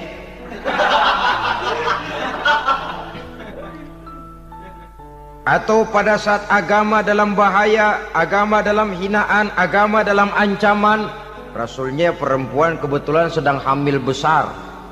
Apa lalu perang ditunda? Pengumuman perang ditunda saja sampai rasul melahirkan. Tentu lebih tidak mungkin lagi. Secara fisik biologis, laki-laki lebih memungkinkan untuk melaksanakan tugas kerasulan ini. Maka seluruh rasul yang diutus Allah adalah laki-laki. Saudara hadirin yang saya muliakan, sungguh pun demikian, Islam itu mengangkat martabat wanita sedemikian tinggi sebagai tiang negara yang menentukan jatuh dan bangunnya negara, yang ikut mewarnai bahkan menjadi warnanya suatu negara. Walaupun peranannya memang tidak begitu kelihatan, tapi sesungguhnya amat sangat menentukan. Oleh karenanya, secara umum, emansipasi yang digariskan oleh Islam, emansipasi yang tidak bertentangan dengan kodrat kewanitaan di berbagai aspek kehidupan. Kalau sekarang emansipasi ini kelihatannya sudah salah pasang, salah kaprah. Bahkan belum lama kita menyaksikan bagaimana ada binaragawati. Di zaman sekarang perempuan sudah mulai angkat besi. Saya mulai mikir kalau perempuan sudah pada angkat besi, ini sudah tanda suaminya udah dekat dibanting-bantingin ini. Tahun-tahun mendatang mungkin akan menyusul perempuan mulai narik becak.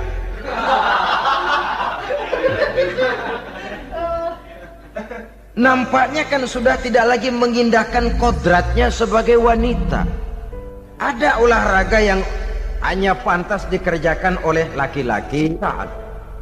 Oleh karena itu pada kesempatan ini kita akan mencoba melihat peranan wanita dari berbagai dimensinya. Yang pertama, peranan wanita sebagai istri. Adalah Rasul memilih istri pertamanya Sayyidatuna Khadijah radhiyallahu anha.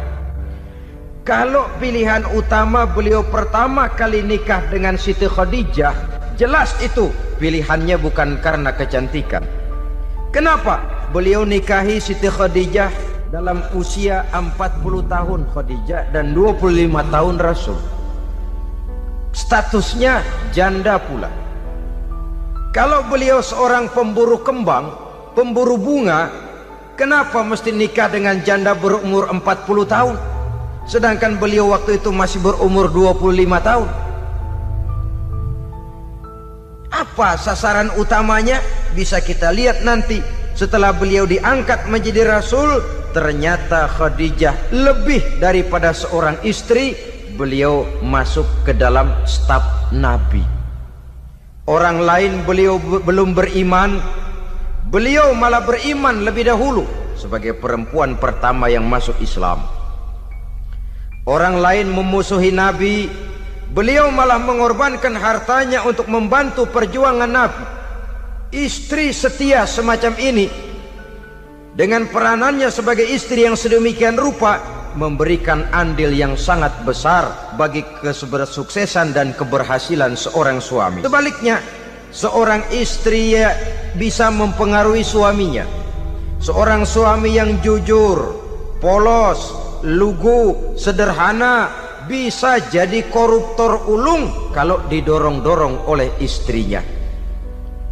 Seorang istri Pak Lurah memang tidak ikut mengatur kelurahan, tapi dia bisa mewarnai suaminya.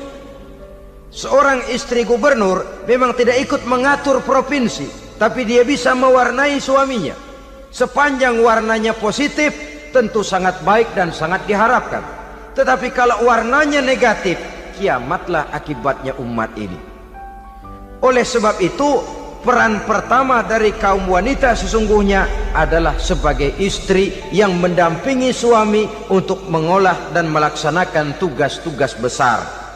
Dari seorang yang paling kecil sampai kepada seorang yang punya jabatan paling tinggi sekalipun, pengaruh dan peranan istri memang sangat menentukan. Saudara hadirin kaum muslimin rahimakumullah. Itulah sebabnya Nabi menikah dengan Siti Khadijah. Dan lebih dari itu, sebelum menikah dengan Nabi, Siti Khadijah itu sudah terkenal sebagai pengusaha wanita, business girl kalau bahasa sekarang ini. Bahkan jaringan bisnisnya tidak hanya Mekah saja, tidak hanya antar kota, bahkan sudah antar negara, dari Mekah ke Syam, dari Mekah ke Madinah dan lain sebagainya, yang bahkan kita tahu Rasul pada mulanya pun ikut membantu perdagangannya Siti Khadijah radhiyallahu anha ini.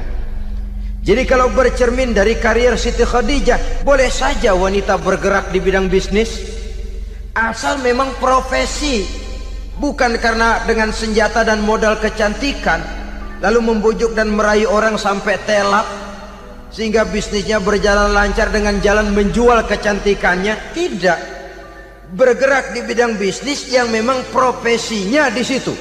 Tidak ada salahnya. Bisa saja perempuan menjadi bisnis girl seperti yang dicontohkan oleh Siti Khadijah radhiyallahu anha ini.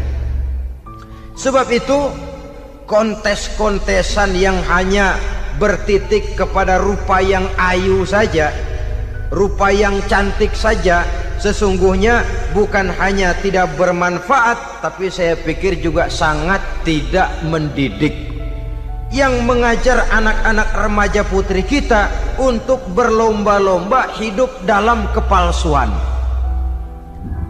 Alis mata palsu, hidung pesek dimancungin palsu, operasi plastik. alis matanya dikerik, bikin yang palsu, tai lalat lagi bikin yang palsu, gincu bibir dimerahin, palsu. Seluruhnya hidup dalam kepalsuan. Akan lebih baik kalau kita ini misalnya mengadakan kontes yang menitik beratkan kepada ketinggian IQ, kecerdasan, kemampuan, skill, keahlian dan kemampuan. Tidak hanya dititik beratkan kepada rupa yang ayu dan cantik semata-mata. Sebab di samping manfaatnya diragukan, juga sangat tidak mendidik buat generasi yang akan datang. Terutama ibu-ibu, peran utama wanita sesungguhnya adalah sebagai istri mendampingi suami dalam melaksanakan tugas-tugas besar.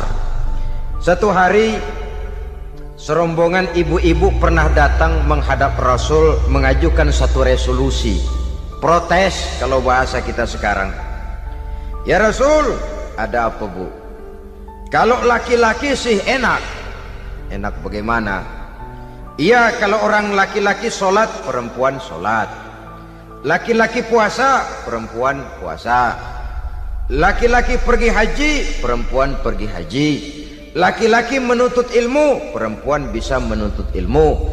Tapi kalau laki-laki pergi jihad, perang membela agama, kami perempuan tidak bisa ikut jihad perang di medan pertempuran. Padahal pahala jihad sangat besar dan kami ingin mendapat pahala jihad. Tidak adil kalau begini ya Rasul, izinkan kami pergi jihad. Ini perempuan di zaman Rasul, kalau ada kebaikan tidak bisa ikut, rasanya rugi bukan main, lalu protes. Apa jawab Rasul? Beliau senyum. Ibu-ibu jangan khawatir, walaupun ibu-ibu tidak maju ke medan perang, ada ibadah yang pahalanya sama dengan pahala jihad itu. Apa ya Rasul? Beliau menjawab, jihadukunna fi baitikunna. Jihadnya ibu-ibu, jihadnya kaum wanita adalah di rumah tangganya sebagai istri. Memasak makanan suaminya, mencuci pakaian istrinya, mengasuh, merawat dan membesarkan anak-anaknya. Itu seluruhnya bagian daripada ibadah yang pahalanya tidak kurang dengan pahala jihad. Kenapa? Al-Quran itu memberikan sesuatu sesuai dengan kedudukannya. Kalau perempuan pergi perang jihad membela agama, musuhnya laki semua, kayak apa perangnya? Itu musuhnya bisa nggak mau pakai pedang, perangnya udah gulat aja udah. Sehingga Rasul lalu memberikan satu jalan keluar yang membuat wanita-wanita itu lega. Jihadukunna fi baitikunna. Ibu-ibu sih tidak usah khawatir, jihad ibu adalah di rumah tangga ibu-ibu semua. Sejak bangun tidur sampai tidur kembali, nyaris kaum ibu itu 24 jam pekerjaannya. Sebagai istri, dia melaksanakan jihad di rumah tangganya. Peranan wanita yang pertama adalah sebagai istri yang walaupun tidak kelihatan dan menonjol seperti halnya laki-laki, tapi sangat mewarnai, bahkan menjadi warna dari tugas apapun yang dihadapi oleh suaminya. Dulu ada seorang orator, kalau pidato hebat bukan main. Kalau dia bernada gembira, semua orang senyum. Kalau dia bercerita tentang sesuatu yang sedih, satu masjid orang nangis. Orang tanya kepadanya, Pak, bisa pidato begitu hebat, siapa yang bikin? Ya saya sendiri. Istrinya dari belakang bilang, tidak, yang bikin pidatonya hebat saya. Kata suaminya, mana bisa, saya, kata istrinya. Kalau saudara tidak percaya, tunggu Jumat depan, dia khutbah Jumat, saya akan bikin khutbahnya tidak hebat, kata istrinya. Sudah hari Rebo, siap-siap mau bikin konsep khutbah, baru mau nulis, datang istrinya, Bang, tolong pegangin anak, saya mau ke warung. Mau bikin konsep lagi, kata istrinya, Bang, tolong ini, tolong itu, tolong ini. Sampai mau berangkat khutbah Jumat, khutbah belum selesai dibikin. Begitu naik mimbar, kehabisan bahan. Sudah 10 menit masih amma ba'du, ama ba'du. Ini yang dengar heran, ini orang kok bicaranya bisa cuma amat sama badu saja. Di situ kelihatan saudara-saudara betapa peran serta istri yang walaupun tidak kelihatan oleh pandangan mata yang zahir tapi teramat sangat menentukan. Sekali lagi, tidak ada seorang suami bisa sukses jadi apapun dia tanpa peran serta istrinya di rumah. Tidak ada kemajuan yang bisa diperoleh kalau tidak karena peran serta istrinya di rumah. Tidak ada kesuksesan yang bisa diraih tanpa keikutsertaan daripada istrinya di rumah. Walaupun suaminya yang dikenal orang, suaminya yang dipuji orang, suaminya yang disanjung orang, bagian besar tetaplah saham dan andil daripada istrinya yang di rumah itu. Ini makna an-nisa imadul bilad. Wanita adalah tiang negara. Jikalau baik wanita, baik negara. Jikalau rusak wanita, hancur negara. Karena wanita, negeri Sabah menjadi terkenal tentram, aman, wawasan politiknya luas. Seorang semacam Cleopatra bisa menaklukkan Julius Caesar. Dan begitu selanjutnya. Banyak cerita-cerita betapa wanita yang berperan di belakang layar ini bahkan bisa menggoyangkan negara. Bahkan yang paling dekat saja contoh dengan kita, Senator Gary Hart. Saudara masih dengar tentu itu. Betapa harus terpaksa mengundurkan diri dari pencalonan presiden Amerika karena kasusnya dengan Donna Rice itu, dengan hostess itu. Betapa di sini seorang perempuan atau seorang wanita sanggup membongkar seseorang yang punya masa depan ceria untuk menuju kursi kepresidenan dari suatu negara adidaya seperti Amerika bisa gagal berantakan karena skandalnya itu. Apa penyebabnya? Wanita. Tapi wanita juga bisa menyebabkan menjadi cambuk majunya laki-laki. Wanita juga bisa menghancurkan dan mengubur laki-laki. Saudara hadirin yang saya muliakan, ia memang kelihatannya makhluk yang lemah, tapi di balik kelemahannya itu sesungguhnya dia bisa menelan laki-laki yang bagaimanapun besarnya. Saudara-saudara kaum muslimin rahimakumullah, terutama ibu-ibu yang saya hormati, jadi peranan yang pertama wanita sebagai seorang istri. Yang kedua, wanita sebagai ibu. Ini juga sangat besar pengaruhnya dalam membentuk generasi masa yang akan datang. Bapak, oleh karena kesibukan tugasnya tentu lebih banyak di luar rumah. Yang nyaris 24 jam di rumah itu ibu. Bagaimana dia merawat anaknya, bagaimana dia menaruh perhatian terhadap anaknya, bagaimana ia melimpahkan kasih sayang kepada anak-anaknya akan membentuk kepribadian anak dan artinya membentuk generasi yang akan datang. Kalau seorang ibu sudah cuek-cuek saja kepada anaknya, padahal Quran mengatakan al-jannatu tahta aqdamil ummahat, surga di bawah telapak kaki ibu. Hadis ini bisa kita artikan macam-macam. Pertama, anak tidak akan mendapat kebahagiaan tanpa ridho daripada ibunya. Kedua, ibu adalah wanita agung yang harus ditaati. Ketiga, neraka atau surga anak bergantung kepada ibu, bagaimana dia mewarnai anak. Kalau ibunya cuek-cuek saja sama anaknya, dan sering jadi contoh klasik, kalau anak ayamnya beduk maghrib belum pulang, satu RT dicariin, hansip diundang, kalau perlu dan ramil dilaporin. Tapi kalau anak gadisnya jam 12 tengah malam belum pulang, ibu tenang saja Pak. Tidak tergerak dan tidak tertarik hatinya. Ya tentu tidak semua. Kalau sudah begitu, bukankah hakikatnya ibu sudah menciptakan neraka buat anaknya sendiri?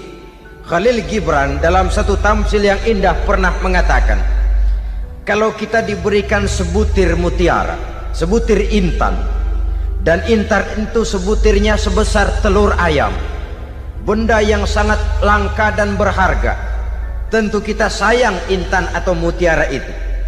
Kita jaga baik-baik, kita simpan dalam kotak. Kotaknya kita kunci. Kotak itu kita simpan di dalam lemari. Lemarinya kita kunci lagi. Lemarinya ada di dalam kamar. Kamarnya pakai pintu. Pintunya kita kunci lagi. Kamar itu ada dalam rumah. Rumahnya pakai pintu, dikunci lagi. Kemudian rumahnya pakai pintu gerbang besar. Gerbangnya juga digembok lagi. Untuk menjaga intan itu jangan sampai hilang, begitu usaha kita berlapis-lapis. Dan intan itu sudah diberikan kepada kita, kata Khalil Gibran. Apa dia? Anak-anak yang diamanahkan Allah kepada kita. Itu intan-intan mahal, itu mutiara-mutiara pilihan yang dititipkan dan diamanahkan untuk kita jaga sebaik-baiknya. Haruskah dia sia-sia di tangan kita? Haruskah dia merana jatuh di tangan ibu yang tidak punya tanggung jawab? Saudara hadirin yang saya muliakan, oleh karenanya peranan sebagai ibu ini sangat menentukan bagi pembentukan generasi yang akan datang. Salah ibu mengarahkan anak, akan lahir generasi mendatang yang tidak kita harapkan. Sehingga Nabi bersabda, kullu mauludin yuladu 'alal fitrah fa abawaihi yuhawwidanihi aw yunassiranihi aw yumajjisanihi. Setiap bayi dilahirkan dalam keadaan suci. Setiap bayi dilahirkan dalam keadaan bersih, tidak punya dosa. Islam tidak mengenal dosa warisan. Semua saja bayi lahir dalam keadaan suci dan bersih. Kalau demikian lalu bagaimana? Kata Nabi, ibu bapaknya lah yang kelak akan menjadikan anak itu sebagai Yahudi, yang kelak menjadikan itu anak itu sebagai Nasrani, atau menjadikan anak itu sebagai Majusi. Ibu bapaknya yang mewarnai anak. Ibaratnya anak itu kertas putih, mau ditulis tinta hijau warnanya hijau, mau ditulis tinta merah warnanya merah, mau ditulis tinta hitam pun warnanya hitam. Oleh karena itu pembentukan anak yang soleh secara mental sesungguhnya sudah diwarnai oleh kebiasaan ibu bapak dalam pergaulan di rumah tangganya secara mental. Sehingga dengan demikian saudara-saudara, salah kaprah ibu dalam mengarahkan anak-anaknya akan melahirkan generasi penerus yang sungguh-sungguh tidak kita harapkan, dan pada gilirannya akan membahayakan perkembangan bangsa dan negara, membahayakan kita sebagai suatu umat. Apalagi sekarang ini masih banyak orang-orang muslim, orang-orang tua muslim yang kadang-kadang menyekolahkan anaknya di sekolah yang membahayakan akidahnya, mematikan imannya, menghancurkan tauhidnya. Pokoknya asal bonafid keluar sekolah ada jaminan lapangan kerja. Perkara anak mau kafir mau murtad bukan urusan. Alangkah ironi dan sangat menyedihkan. Saudara-saudara yang saya hormati, jadi dari segi kaum wanita peranan ibu sangat besar. Dari segi anak, ketaatan kepada ibu, doa restu ibu akan membawa kepada kebahagiaan hidup. Doa ibu mustajabah, kutukan ibu manjur. Beberapa hikayat dan riwayat menjadi contoh dan tamsil buat kita betapa tidak ada satu kebahagiaan di dunia ini yang bisa ditegakkan tanpa doa restu daripada ibu. Pantas kalau dalam Al-Quran ada ummul kitab, ibunya atau induknya kitab. Tiap negara punya ibu kota, bapak kota tidak ada. Lalu lagi wawasan Nusantara disebut ibu pertiwi, bapak pertiwi kemana tahu. Saudara hadirin yang saya muliakan, lalu dalam peringatan hari-hari besar nasional ada yang namanya Hari Ibu. Hari bapak nggak pernah diperingati. Ada Hari Ibu, dan ibu itu pun ada Ibu Kartini, ada Ibu Dewi Sartika, dan macam-macam lagi yang seluruhnya merupakan refleksi dan gambaran betapa peranan kaum wanita di dalam kehidupan ini yang memang banyak mewarnai dan menjadi warna dari suatu kegiatan. Saudara-saudara kaum muslimin rahimakumullah, apabila yang pertama tadi kita melihat peranan kaum wanita sebagai istri, betapa ia berpengaruh besar dalam ikut menunjang keberhasilan dan kesuksesan suaminya. Kemudian pada peranannya yang kedua, wanita sebagai ibu di rumah tangga, betapa ia ikut membentuk, mempengaruhi, mewarnai dan membimbing kepribadian anak sebagai generasi penerus. Maka pada peranan yang ketiga ini kita akan melihat wanita sebagai social agent, sebagai penggerak kegiatan sosial di berbagai bidang kehidupan. Apakah itu bernama majelis taklim, apakah itu bernama perkumpulan dan yayasan-yayasan kemanusiaan, organisasi-organisasi yang bergerak di bidang pendidikan. Bahkan di zaman sekarang bukan hanya menjadi penggerak sosial, bahkan sudah banyak kaum wanita yang menggerakkan satu bangsa.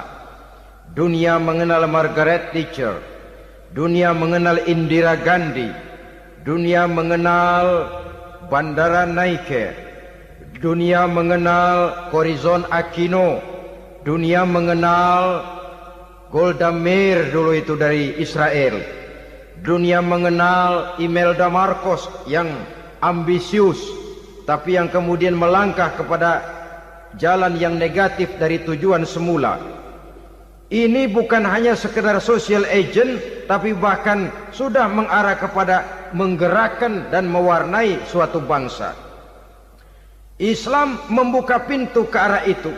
Wanita duduk dan berfungsi sebagai social agent, mengurus berbagai macam perkumpulan yang bertujuan kepada kebajikan, menyantuni yatim piatu, memelihara kesehatan, menyayangi binatang, memelihara kelestarian lingkungan dan lain sebagainya. Islam membukakan pintu sepanjang peranan sebagai istri dan sebagai ibu tidak diabaikan.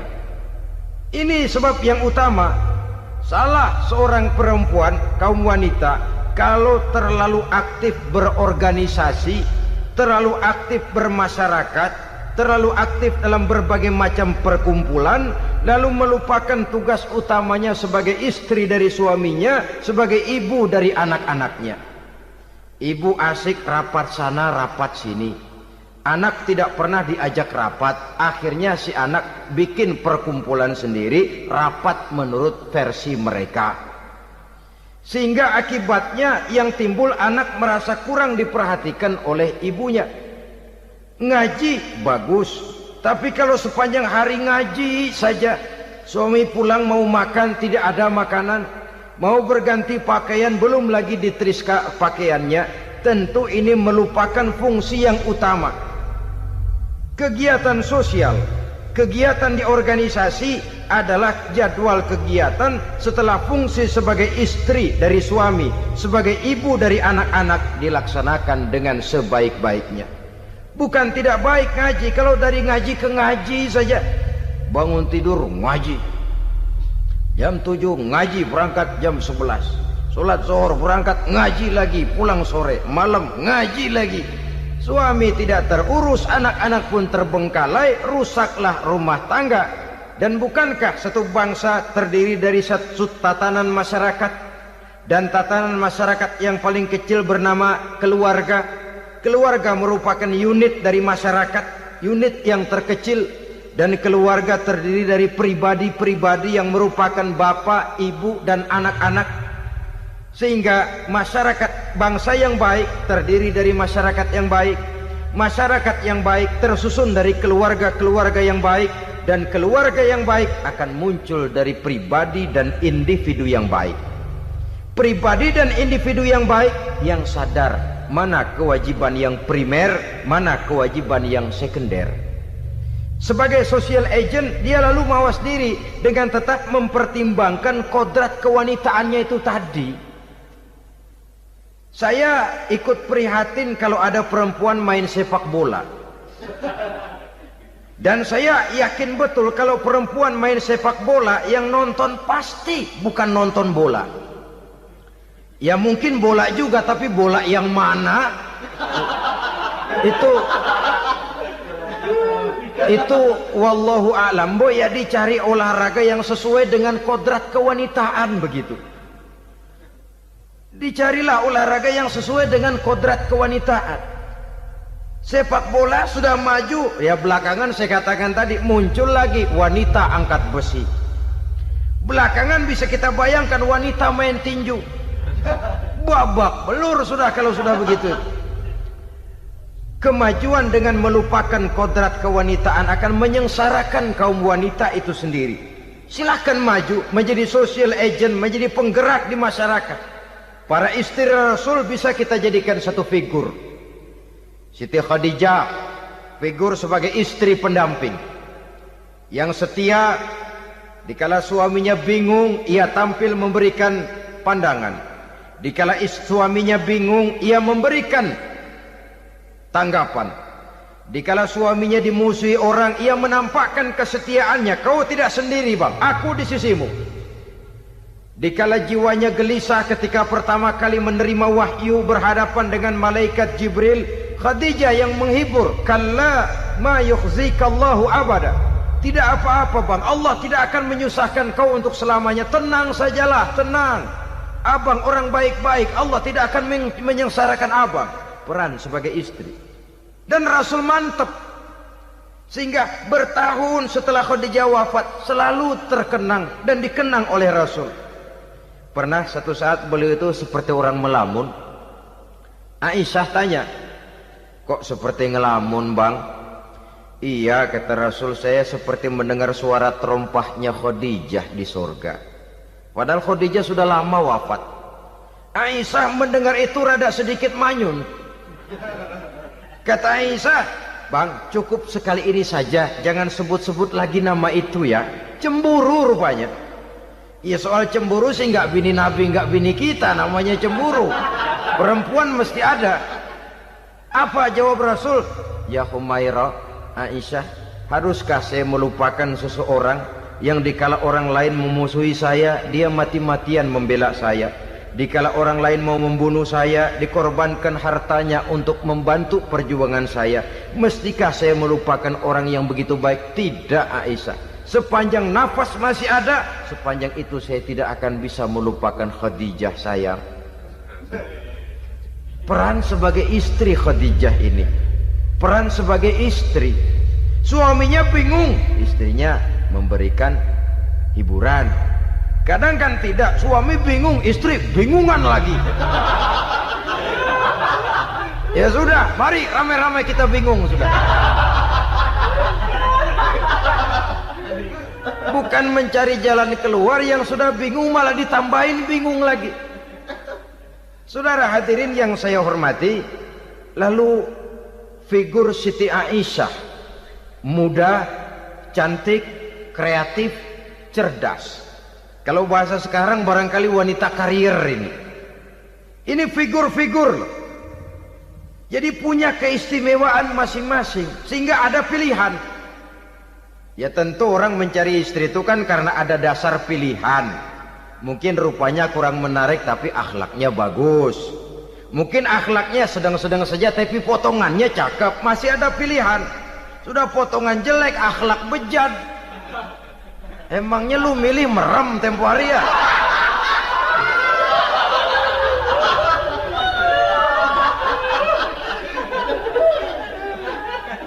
Sudah nggak ada pilihan apa-apa. Lalu ada istri yang punya keistimewaan karena sifatnya yang sabar. Ada yang wataknya itu pemurah. Ada yang sifatnya itu belas kasih. Pendeknya, dari istri-istri Rasul kita bisa menemukan figur-figur wanita teladan. Sehingga keliru kalau kaum orientalis barat mengatakan Rasulullah itu katanya sesungguhnya adalah seorang seks mania. Istrinya banyak. Oh ini memang bajingan ini orientalis ini. Kalau Rasulullah itu seorang seks mania, tentu yang dinikahinya itu pertama jelas gadis semua, yang kedua tentu cantik-cantik semua. Dari istri-istri beliau yang dikawininya dalam keadaan gadis cuma Siti Aisyah. Selebihnya janda. Apa pertimbangannya? Menyantuni yatim-yatimnya, mengayomi janda-janda yang ditinggal suaminya gugur di medan perang, untuk memperkuat keimanannya. Itu pilihan utama Rasul. Kita sekarang ini ya ngakunya sih ikut sunnah Rasul, cuma sunnahnya urusan kawin melulu. Ada duit sedikit, kawin maning, kawin maning. Ditanya orang kenapa kawin melulu, sih mas sunnah Rasul. Bukan main. Kalau sudah urusan kawin pahlawan betul sunnah Rasul. Padahal kawin lagi dalam Islam itu sungguh pun boleh, tapi tidak diperintah. Tidak diperintah, memang cuma boleh. Itu kalau dalam pesawat itu cuma semacam emergency exit lah ya. Yang tidak boleh sembarang waktu bisa dibuka. Kalau memang sanggup berlaku adil, tafadhol. Kalau tidak, satu juga nggak habis. Lagian saya kira perempuan itu kan cuma perbedaan rupa saja, perbedaan selera saja. Seperti singkong dengan sate, bedanya kan cuma di tenggorokan. Kalau sudah masuk ke perut, kenyangnya kan sama. Perempuan cuma berbeda dalam selera, rasanya barangkali ya, barangkali.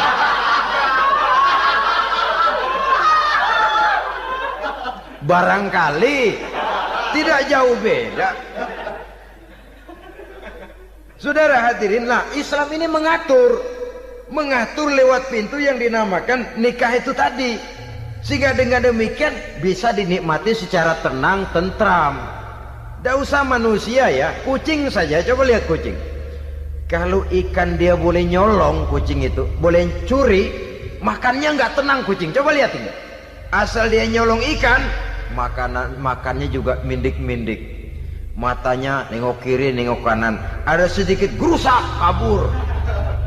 Secara nalurinya kucing tahu kalau ini ikan curian, makannya nggak tenang dia. Tapi kalau ikan kita kasih, kucing anteng, geledek juga nyamber, manteng aja dia. Nalurinya mengatakan ini ikan dikasih sama yang punya, tenang dia. Saudara hadirin yang saya hormati, orang juga gitu. Kalau hubungan suami istrinya sudah sah, diikat dengan akad nikah, tenang, anteng, nggak gerasak gerusuk, nggak kayak diubur-ubur maling, anteng aja. Dan yang ngintip juga gua cuek aja udah. Biarin aja dia ngintip, capek sendirilah.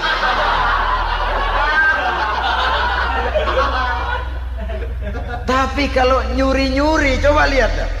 Mana di kebun banyak nyamuk, hansip mukul tiang listrik, dia yang bingung. Islam ini sesungguhnya memudahkan jalan, saudara-saudara. Jadi sebagai social agent, wanita bisa berperan untuk itu. Apalagi untuk hal-hal yang menyangkut wawasan kemanusiaan, di mana kaum wanita karena emosinya lebih tinggi daripada kaum laki-laki, dia sangat peka terhadap masalah-masalah yang menyangkut kemanusiaan. Hatinya mudah tergugah, perasaannya cepat terenyuh. Dengan penderitaan dia cepat tergugah. Dia bisa menjadi social agent tanpa harus melupakan fungsi utama sebagai istri dan sebagai ibu dari anak-anaknya, sebagai istri dari suaminya. Saudara hadirin yang saya muliakan, dahulu Al-Quran pernah menceritakan betapa istri-istri pembesar di istana mewah di zaman Nabi Yusuf. Kalau istilah sekarang nyonya-nyonya jet set, nyonya-nyonya VIP, betapa mereka mau memporak-porandakan keimanan seorang pemuda seperti halnya Nabi Yusuf alaihi salam. Dan Nabi Yusuf kemudian ternyata tidak mau jadi gigolo yang kerjanya hanya menyenangkan wanita-wanita jet set kelas VIP ini tadi. Sesungguhnya ini cuma satu simbol yang kejadiannya bisa saja terjadi pada zaman modern dalam versi dan kondisi yang berbeda. Namun bagaimanapun juga wanita dengan peranannya sebagai social agent, sebagai penggerak masyarakat, sangat besar pengaruhnya dalam ikut mewarnai perkembangan suatu negara. Seorang suami perlu memberikan dorongan kalau istrinya aktif di bidang sosial, asal dengan catatan saja, fungsi sebagai istri, fungsi sebagai ibu jangan sampai terlantar karenanya. Bahkan saya katakan tadi, di zaman sekarang wanita tidak lagi hanya berfungsi sebagai social agent, bahkan sebagai national agent, penggerak dari satu bangsa. Muncul wanita-wanita yang jadi menteri, yang jadi anggota DPR, bahkan yang jadi kepala desa dan lain sebagainya. Secara umum memang ar-rijal qawwamuna 'alan nisa. Laki-laki adalah pembimbing bagi kaum wanita karena kelebihan fisik biologis, kelebihan kemampuan intelektual dan lain sebagainya. Namun wanita pun boleh saja menjadi social agent sepanjang catatan yang saya sampaikan tadi. Jangan sampai melupakan kodrat kewanitaan, jangan sampai mengalahkan fungsi sebagai istri dari suaminya, sebagai ibu daripada anak-anaknya. Nah, kemudian fungsi yang keempat di bidang ilmu pengetahuan. Islam memberikan kesempatan yang sama kepada kaum wanita. Thalabul ilmi faridatun ala kulli muslimin wa muslimatin. Menuntut ilmu itu wajib hukumnya bagi orang Islam, baik laki-laki maupun perempuan.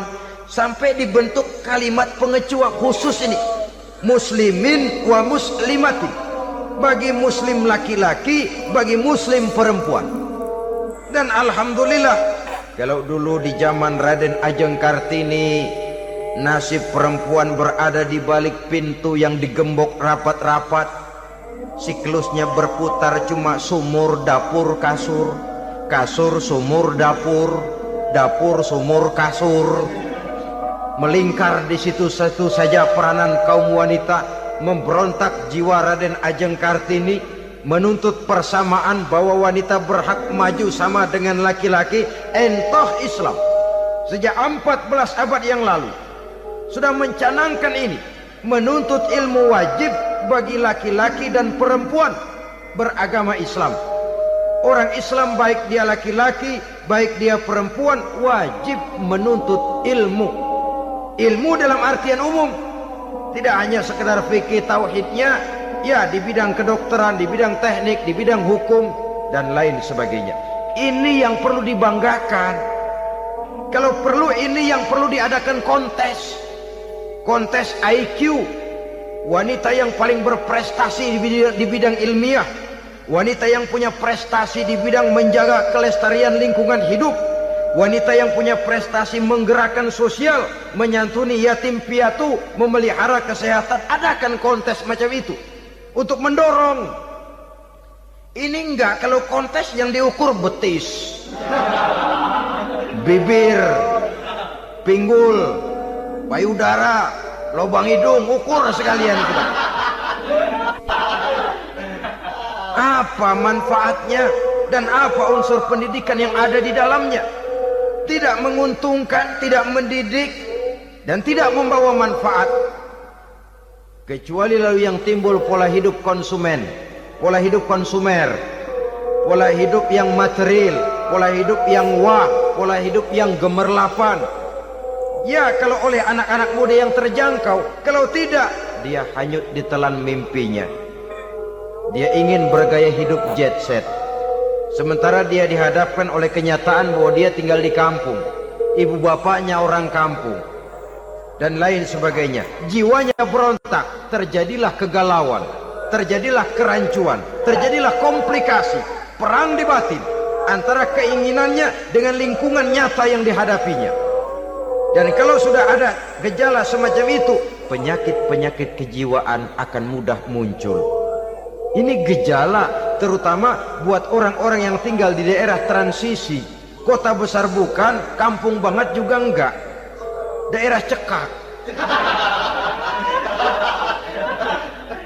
Akibatnya gayanya ya sering gaya enggak karu-karuan, gaya kepalang tanggung jadinya.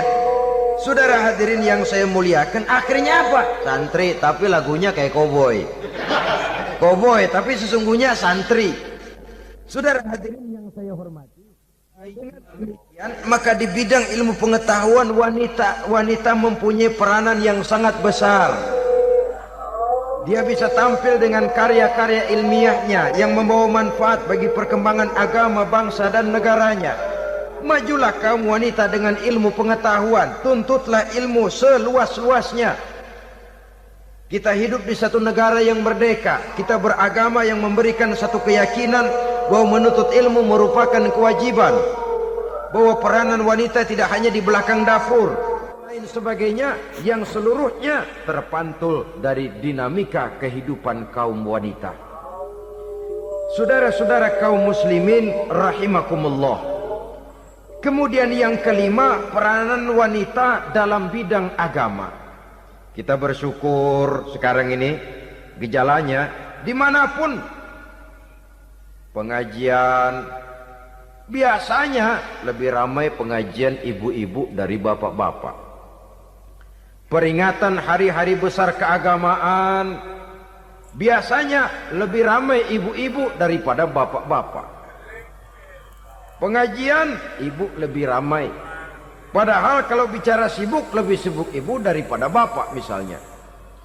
Kalau sudah pengajian bapak-bapak, biasanya pengajiannya ramai cuma 3 giliran itu. Pembukaan, maulid, penutupan. Kalau sudah yang rutin pengajian tiap minggu, 3 pojok yang ngaji. Yang atu nguap, yang atu pules, yang atu ngiler. Saudara hadirin yang saya muliakan, ada Badan Kontak Majelis Taklim yang merupakan wadah daripada kegiatan ibu-ibu. Ada Ittihadul Muballighat, Persatuan Muballighat. Ada Persatuan Para Asatizah. Dan macam-macam lagi peranan ibu-ibu di dalam kehidupan beragama.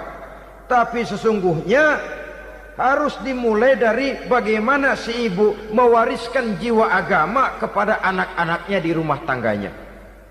Kalau itu gagal, dia mau melangkah ke masyarakat, dia sudah gagal sejak awal sesungguhnya. Keberhasilannya dia menata masyarakat akan mengakibatkan dia nanti bernasib seperti Nabi Nuh. Berhasil mengajak beberapa orang kafir mengikuti ajarannya, tapi gagal mengislamkan putranya sendiri Kan'an. Bukan tidak berusaha, tapi memang Allah sudah menghendakinya sedemikian untuk menjadi contoh buat kita semua. Yang penting orang tua berusaha dan berikhtiar. Kalau sudah berusaha dan berikhtiar, anak ternyata memang sulit diurus, barangkali memang fotokopinya Kan'an tuh anak.